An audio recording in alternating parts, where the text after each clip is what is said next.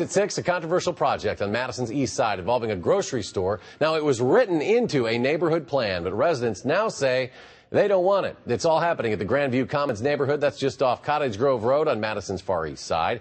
News 3's Marc Lovicott joins us now with more on this debate. Mark? Eric, the neighborhood was developed with the understanding that a grocery store would be constructed, but one that's only 25,000 square feet. After numerous failed attempts to lure in a store, Roundy's has now come forward with a project more than double the intended size. Many residents say no way.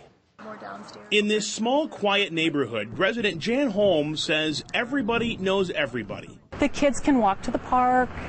You can trust the kids to get on their scooters and go. She loves the view from her front porch, but she's worried about what that view will be like a year from now. They plan to put a 62,000 square foot supermarket.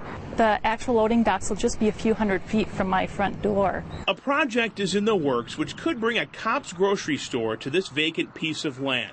It's a parcel that was designed 12 years ago for a smaller market and other retail. Since then, the developer has struggled to attract anything. And there are very legitimate concerns. Wow, that sounds big. And it does indeed trigger Madison's large retail format or big box ordinance. Alder Lauren Kinnair says this development needs an anchor to spur other retail like the developer intended 12 years ago. I think a grocery store is a great fit for the neighborhood. I don't know that it's 62,000 square feet. We have questions, is this the right size of grocery store? The neighborhood has been working with residents to find that out. So far, the consensus is that a smaller store is what people want. Something similar to this Cop's in Middleton, 45,000 square feet, with a design that blends with its surroundings.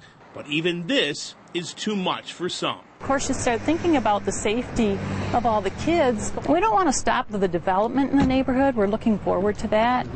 But we don't want a big box in our neighborhood.